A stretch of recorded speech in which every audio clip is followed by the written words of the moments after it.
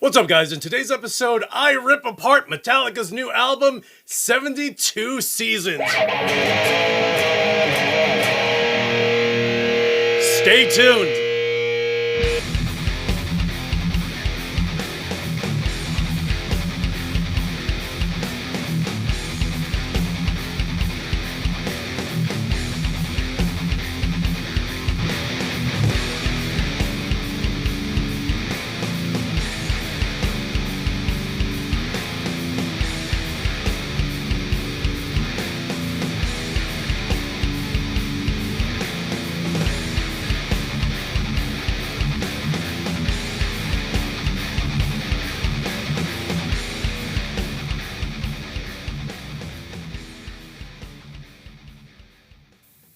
What is up, you guys? It's your boy Luis Torres, and I just finished listening to Metallica's new album, 72 Seasons. It's 77 minutes long, which is ridiculously long. But that's Metallica, right? Every song needs to be 7 minutes. I don't know where they think that that's normal. I'd rather have more songs than less songs that are 7, almost 8 minutes in length. So that's the one thing that I kind of picked up on. I'm just like, why are these songs so long? Man, and maybe it's the generational gap, and it's not like they're that much older than me. But here's Kirk Hammett still with the wah, still following just roots, still playing pentatonics, and it's just reminiscent of everything that has ever come from Metallica via Kirk Hammett. Now, keep in mind, I may sound like I'm bashing them, which maybe I am just a little bit, but I know my roots. You know what I mean? Like, I wouldn't be where I am right now if it weren't for Metallica. I have an ESP Kirk Hammett model. I love this guitar so much that I ended up getting the LTD Kirk Hammett model, and this model is actually better than the ESP version. So, I remember it was 1990, and 1990 or 91? 90? 90 maybe. So I'm with Jonathan Rosado, the singer, guitarist, drummer, depending on what he's doing that day, of the punk band The Craze. I'll put a link below in the description. That way you guys can check out Jonathan. But I grew up with Jonathan literally around the block from him in Sunset Park, Brooklyn. And his uncle ended up getting these tickets to go listen to Metallica at Madison Square Garden for their record release for the Black Album. So, I remember wearing my Bad Brains shirt. I was the hardcore kid. I was like, son.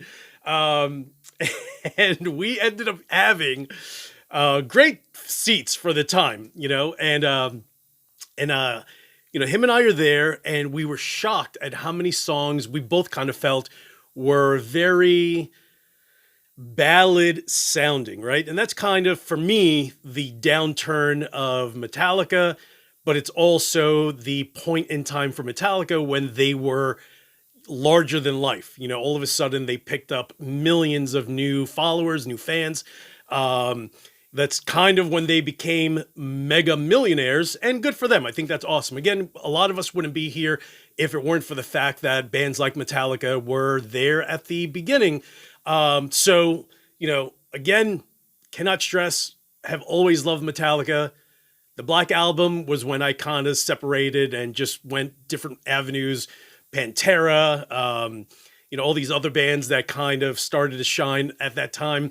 So here I am listening to 77 minutes of this album, and a lot of the leads remind me of solos from old songs. Some riffs I can tell were, if not taken outright from old songs, they were definitely influenced by some old songs, which I sit back and I'm like, all right, these guys are 60, how creative are you going to be at 60 when you were basically the leader in the thrash genre 35, almost 40 years ago at this point? So I'm listening to the album, and, of course there's Lars just lacking everything, the very first song, or the song 72 Seasons, I kind of, in my mind, called it the hi-hat song because I feel like it's 4 minutes of just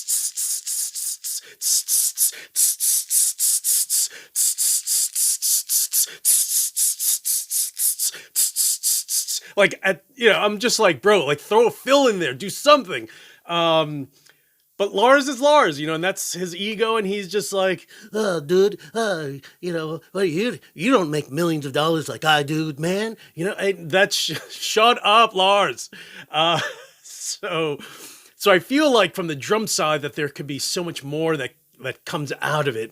I feel like the soloing should, I feel like Kirk Hammett should learn something else other than a pentatonic scale, and I don't know, go figure out Aeolians and Mixolydians and Phrygians, and I don't know, like just do something, bro. You've been a guitarist for 50 years, like do something different. Again, he's better than me, so he's probably better than a lot of you guys. I totally get it. But I'm also not a professional guitarist. I'm in my basement. You know what I mean? So I'm not playing huge shows. So it's interesting just listening to the new album, and overall, I don't like it. I feel like it's it's Metallica being extremely predictable, not very creative. You can sit back and you almost know exactly what the next riff is going to be. It's either going to be higher or it's going to be lower.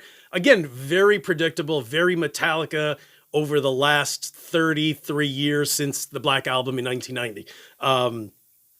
So what does that mean for Metallica? You're going to have guys that are indifferent like I am, where, hey, I get it. It's Metallica. It's also 2023. I can't expect them to sound like Metallica circa 1986, circa 1984, circa 1982. It's not going to sound like Kill 'Em All. It's not going to sound like Ride the Lightning. It's not going to sound like Master of Puppets. It's not going to sound like Justice. So, this is Metallica 2023. And, if there's one thing that kind of saddens me is I feel like, and this is just from the riffs, because, if you know how Metallica writes their albums, they don't plan for it. They're just like, let's go, guys. We got to go write a new album. And they just they stick themselves in a studio and they come out when something comes out. So I feel like it's very rushed. At least that's what it sounds like, that like there's not much thinking behind it, which is why there's so many bars of the same riff, and why songs are 7 minutes instead of 4. There's a lot that could be cut back. But, in the back of my mind, I also have to remember that James Hetfield filed for divorce from his wife, which means he's got to figure out the house, and he lives on a ranch. So he's got to, at least get the valuation of that ranch, sell a portion of the land, or pay off his wife for alimony. He has a bunch of kids. He's going to have to pay child support also. And that's just the reality of it. So they had, I think, no choice but to write another album and try to get it out as quickly as possible, preferably before the summer of 2023, so they can go on tour, so they can literally make millions of dollars, and James can deal with that issue with his ex-wife. So am I disappointed? What's disappointment? It's the culmination of you being anticipating what something is going to sound like, or what the end result is going to be, and it isn't what you expected, and that's okay. I'm not a fan. If it were 1988, I probably wouldn't buy the CD or the cassette. So shout out to all my gray-haired posse. You guys know what I'm talking about. Are people still going to listen to them? Are people still going to buy their tickets? It's Metallica. Of course they are. Am I? Maybe. I mean, it's been 33 years since I've seen Metallica last. And I'll put a link below to that. It was at the time the largest record release party on the planet, and it was held at Madison Square Garden, or what was the Felt Forum at the time, and it was James Hetfield's birthday. So I'll put a link below, that way you guys can, just at least revisit one of my teenage years, just catching Metallica, just out of the blue. So, but again, it's Metallica. We wouldn't be here. Lots of bands wouldn't be here if it weren't for Metallica. So shout out to them for doing what they did and breaking the mold. And, maybe one day we'll be 10 years, 15 years from now, and we'll appreciate all their music when they're not here anymore. So guys, thank you so much for listening. You guys are the best. Hit the subscribe, hit the like, and have a great weekend. And as usual, this smiling prick will talk to you soon.